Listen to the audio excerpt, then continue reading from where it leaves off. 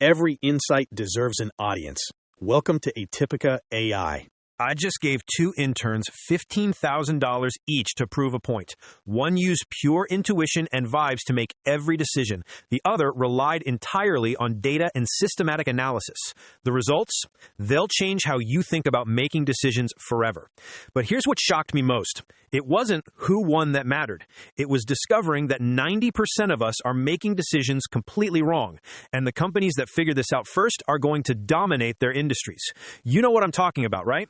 You've been in those meetings where someone says, I have a gut feeling about this, and someone else fires back with, show me the data. We treat this like it's a battle between 2 opposing forces. I'm here to tell you that thinking is costing you opportunities, money, and competitive advantage every single day. Let me explain what I discovered, because by the end of this, you're going to completely restructure how you approach every major decision in your work and life. I wanted to settle this debate once and for all, so I designed a real-world experiment. 2 interns, identical $15,000 budgets, comparable projects. One intern, let's call her the vibes intern, made every decision based on intuition, empathy, and gut feelings. The other, the atypical intern, used data-driven analysis, systematic frameworks, and measurable indicators for everything.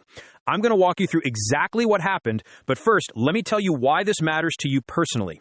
Your brain right now is probably defaulting to one of these approaches. You're either the person who says, I trust my instincts, or show me the numbers. And that default is limiting your potential in ways you can't even see yet. I interviewed dozens of successful practitioners and managers to understand how each approach actually works in practice. What I found will surprise you. First, let me destroy a misconception. Vibes isn't just randomly guessing or being touchy-feely. The practitioners I studied who excel at intuition-based decisions have a sophisticated process. They create what one called mental mood boards. They're reading emotional cues, understanding human psychology, and making rapid assessments based on pattern recognition their brain has developed over years. Here's what the Vibes intern actually did with that $15,000. Every spending decision was evaluated on vibe for buck. Would this create emotional impact? Would people connect with it? Would it build relationships and trust? She moved incredibly fast, adapting in real time based on how people responded. The results? Her deliverables had extraordinary creativity and human connection. People loved working with her. Her solutions felt authentic and emotionally resonant. But here's the problem. When I asked her to explain her decision-making process to others, she couldn't. It was locked in her head.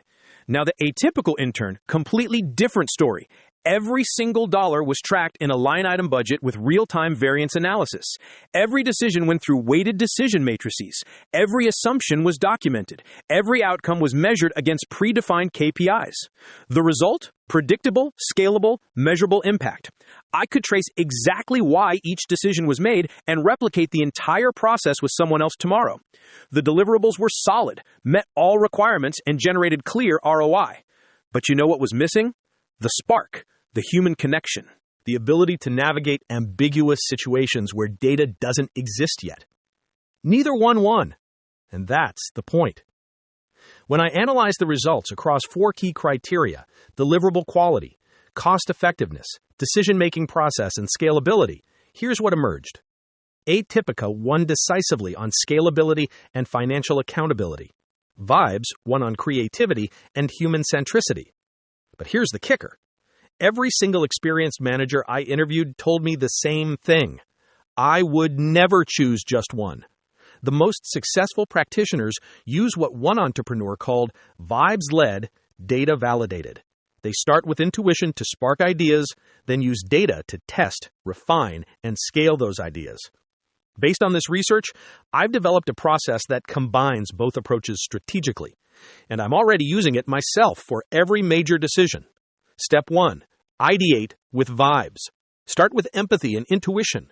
Don't constrain yourself with data initially. Ask, what feels right? What would create the biggest human impact? Step 2. Frame as a hypothesis. This is the bridge. Transform your gut feeling into something testable.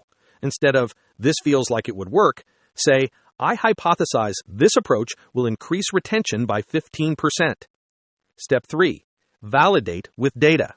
Test your hypothesis rigorously. Define KPIs. Run controlled experiments. Analyze results. Calculate ROI. Step 4. Scale with documentation. If validated, create a repeatable process with clear SOPs and performance dashboards. You're probably thinking this sounds logical, but here's why most organizations mess it up completely. They create cultural warfare between the creative types and the analytical types. They make people choose sides.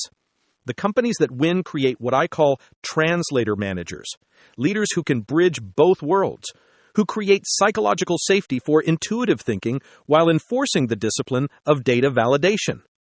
If you're naturally a vibes person, start documenting your decision-making process. When you have a gut feeling, write down why. What patterns are you seeing?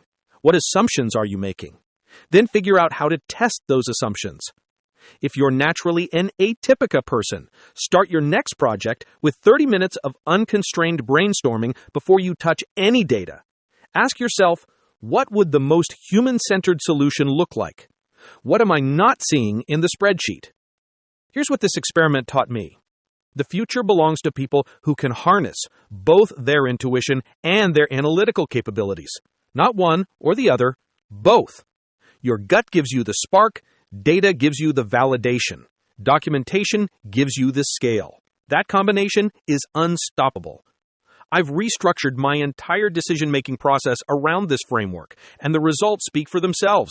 The quality of my decisions has improved dramatically because I'm no longer ignoring half of my intelligence.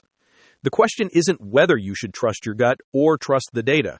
The question is, are you sophisticated enough to use both? Want to learn more about interesting research? Check out Atypica AI.